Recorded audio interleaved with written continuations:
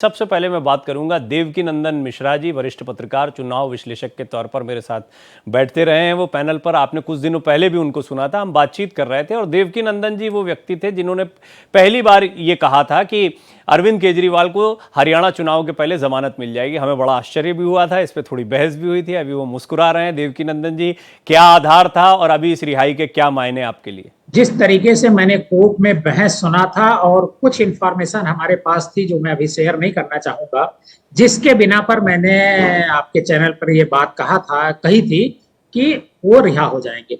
अब बात करते हैं हरियाणा चुनाव की। देखिए, हरियाणा में भारतीय जनता पार्टी और कांग्रेस के बीच सीधा मुकाबला है।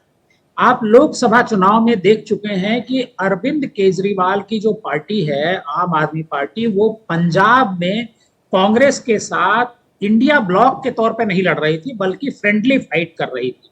वो इस वजह से कर रही थी कि वहां की सिचुएशन पूरे देश से अलग। इसी वजह से कांग्रेस को भी फायदा हुआ लोकसभा के चुनाव में पंजाब में, और आम आदमी पार्टी को फायदा हुआ। लेकिन आज जो सिचुएशन है अरविंद केजरीवाल की रिहाई के बाद, कुछ लोग ये सोच रहे हैं कि कांग्रेस को इससे ज्यादा नुकसान होगा।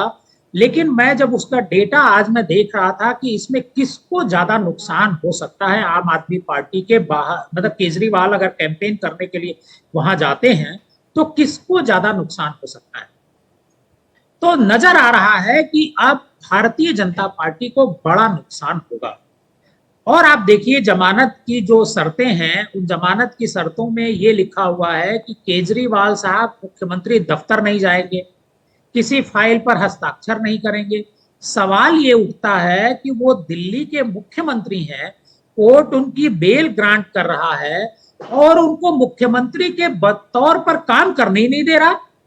ये क्या है?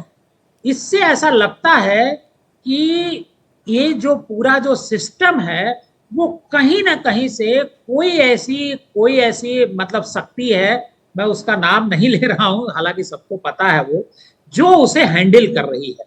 और इसी की वजह से इस तरह के बॉन्डिंग, इस तरह के उसमें डिस्क्लेमर, शर्तें लगाई गई हैं।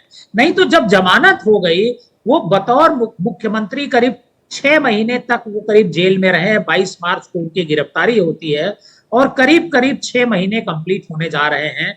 अगर 6 महीने जेल में रह करके वो बाहर निकल रहे हैं और 6 महीने के दौरान कोर्ट ने या केंद्र सरकार ने उनको मुख्यमंत्री पद से नहीं हटाया और वो खुद उन्होंने इस्तीफा नहीं दिया, तो अगर कोर्ट ने आज बेल दे दी है, तो मुझे लगता है कि कोर्ट का ये फैसला कि वो मुख्यमंत्री सचिवालय नहीं जाएंगे, वो हस्ताक्षर नहीं देखिए कर सकेंगे, देवकीनंदन जी, ये बात, ये थोड़ा मेरे ये समझ के परे। आप, हाँ, ये हम इसको यही कह सकते हैं कि समझ से परे, पर कोर्ट का फैसला है, उसमें मैं आप कुछ ना डिबेट कर सकते हैं, ना कोई बहुत विस्तृत इस पर टिप्पणी रख सकते हैं, क्योंकि माननीय कोर्ट ने जो भी कुछ निर्णय उस समय चीज़ों को देख कर लिया होगा, क्योंकि कई शर्तें यहाँ पर रखी गई हैं। और इन शर्तों से ये भी बहुत स्पष्ट होता है कि एक तो दूध का दूध, पानी का पानी जैसी बात नहीं। हालांकि आपने एक दिलचस्प एनालिसिस रखी।